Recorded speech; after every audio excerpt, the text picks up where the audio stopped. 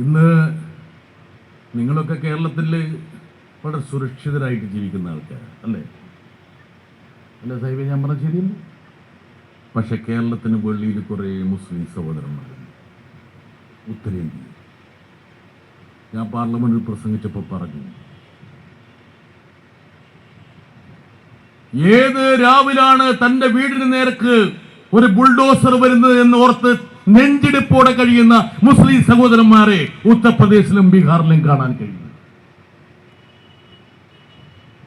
ഒരു പ്രണയത്തിന്റെ പേരിൽ കൊല ചെയ്യപ്പെടുന്ന ആൾക്കാരെ കാണാൻ കഴിയും. ഒരു ഇരുണ്ട യുഗത്തിലേക്കാണോ നമ്മൾ പ്രവേശിക്കുന്നത് എന്ന് എന്നെ അന്ധാളിപ്പിക്കുന്നു. ഇവിടെ മുനമ്പം സമരത്തെ മുൻനിർത്തി എന്തെല്ലാം കോലാഹലങ്ങളായിട്ട് ഉണ്ടാക്കിയിരിക്കുന്നത്. എൻ്റെ ക്രൈസ്തവ സഹോദരങ്ങളെ നോക്കി ഞാൻ അവരോട് പറഞ്ഞു, ഈ ബില്ല് പാസ്സാക്കുന്നത് കൊണ്ടൊന്നും മുനമ്പത്തിനൊരു പരിഹാരം ഉണ്ടാകില്ല. മുനമ്പത്തിന് പരിഹാരമുണ്ടാകും. അത് കേരളത്തിന്റെ സാഹോദര്യത്തിലാണ് ആ പരിഹാരം ഉണ്ടാകുന്നത്. കേരളത്തിന്റെ ഇടതുപക്ഷ സർക്കാർ പറഞ്ഞു,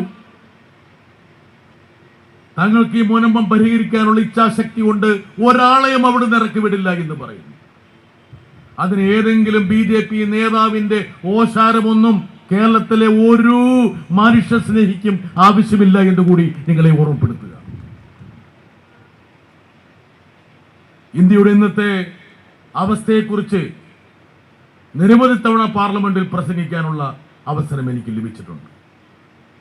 സ്വാഭാവികമായിട്ടും അത് കേരളം എനിക്ക് പകർന്നു നൽകിയിട്ടുള്ള ആ ആത്മവീര്യമാണ്. ഞാനെന്നുള്ള സാമൂഹ്യ ജീവിയെ സൃഷ്ടിച്ച ഈ കേരളം എനിക്ക് നൽകിയിട്ടുള്ള പ്രചോദനമാണത്. ജാതി എന്താണ്, മതമെന്താണെന്ന് നോക്കാതെ തോളോട് തോളുരുമ്മി മുമ്പോട്ട് പോകാൻ കഴിയുന്ന ഒരു സാമൂഹ്യ സാഹചര്യത്തിന്റെ ഒരു ഉൽപ്പന്നമാണെന്നുള്ളത് കൊണ്ടാണ് കേരളത്തിന്റെ ഈ സാഹോദര്യത്തെ സംരക്ഷിക്കാൻ വേണ്ടി ഞങ്ങളെപ്പോലുള്ളവർ പാർലമെന്റിൽ പോരടിക്കുന്നത്.